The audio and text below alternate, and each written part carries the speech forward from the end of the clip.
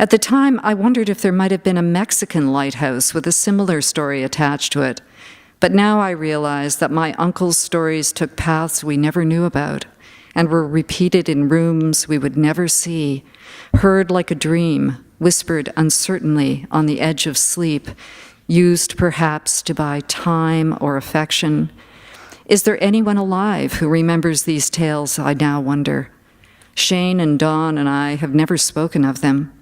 Is this recounting to be their eventual destination? Perhaps you will tell them to someone sometime, and they in turn will tell someone else. Thank you very much.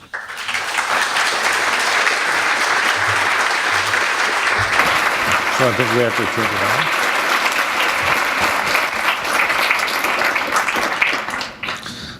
Well, that was stunning, and I had one plan, but of course your reading has derailed me slightly.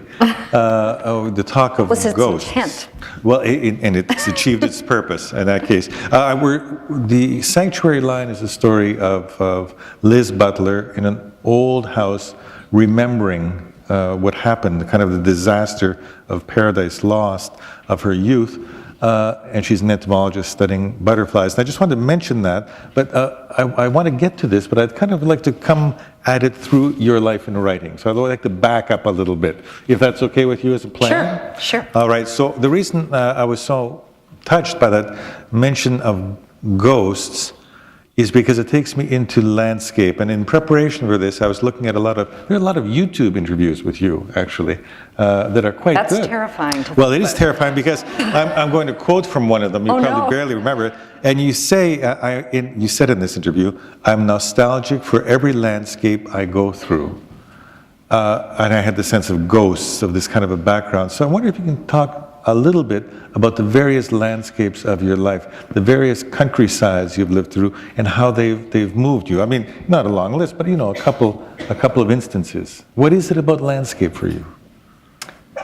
Well, I was born in northern Ontario, which is not to be confused with Northern Ontario. Northern Ontario being where people have their summer cottages and they drive there from here and stuff. It's very weird to me. I was born really in the far north, in the same Little Long Lac that you mentioned in the introduction. And we left there when I was 5 years old.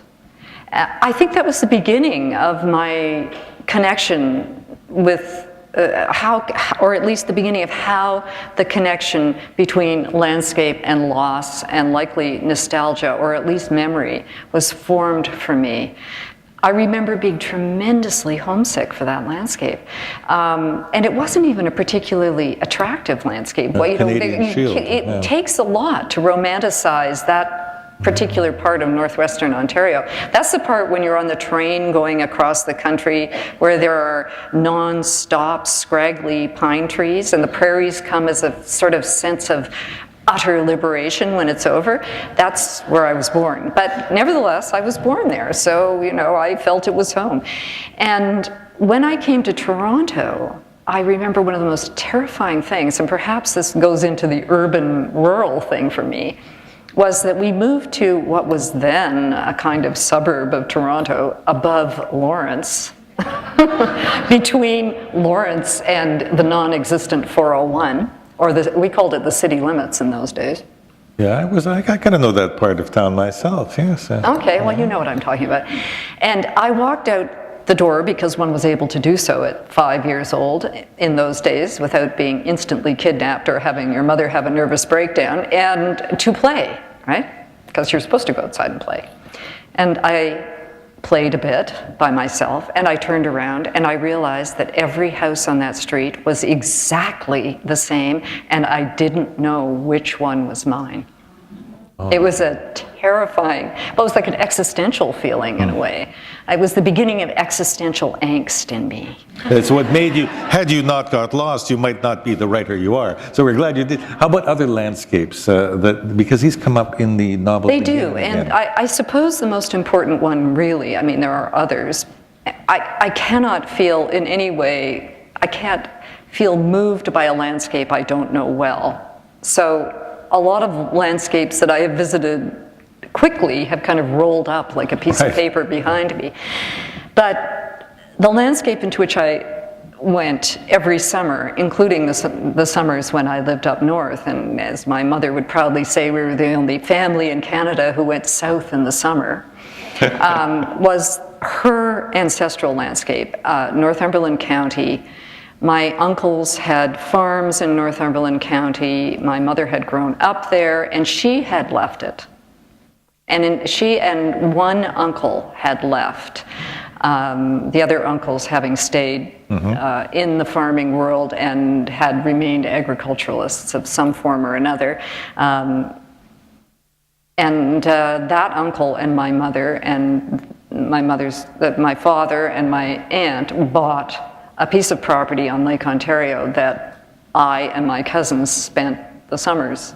So a lot like the Liz of the... Yes, a bit like that. I mean, obviously, this was not a farm, this was a cottage, but yes, I suppose the combination of the agricultural and the seasonal aspect of Liz's early life is very much a part of my own psyche, I have to confess.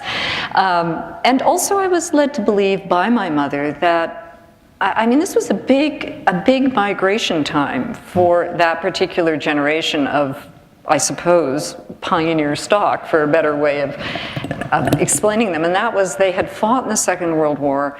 A number of them came back and were able to be educated as a result. And that is the moment when the population of rural Canada started to decline rapidly, and the urban population started to increase.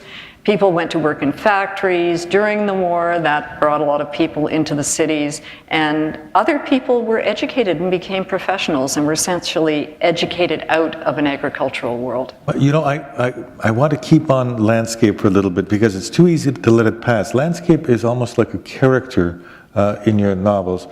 In that same interview I was talking about, you quoted Simon Schama. I don't know Simon Schama's book, Landscape in Memory, a book that I found very moving. But in most literary practice, I mean, there are exceptions with moody landscapes. It's kind of the background and the characters in the foreground, but your landscapes are much more than that. Your landscapes, for example, the landscape in the passage you read, where the children die so brutally, so tragically, and yet somehow strangely, cosmically, comically as well. The landscape, it's like death by landscape. So what about that? Well, I think that landscape setting is very important to a book. I mean, you really cannot have a narrative without a setting. I understand what you're saying is that the setting dominates sometimes in my work. But I think whether the setting is a square inch beside a fire hydrant doesn't really matter. You have to have a place for a narrative to unfold. I haven't often taught creative writing, but what I did, I would always give my students, partly to get them out of the room, so I didn't really have to have them in the room. You can use this if you want. Oh, I'll tell you, yes, I'll pick up a few tips from you. I would tell my students to go outside and find 2 square feet of surface, ground. Doesn't matter where it is, parking lot, vacant lot, doesn't matter, it has to be outside. And then write 20 pages about it. And I received fascinating material that way, but it was my way of getting them to be observant about place. And I mean, if you can do it with 2 square feet, you can obviously do it with a lot more. Right. I think perhaps I was influenced by Hardy, who knows? I read Thomas Hardy excessively when I was a young person, really? But I just have to be able to see where my characters are. And in order to do that, I have to paint a landscape.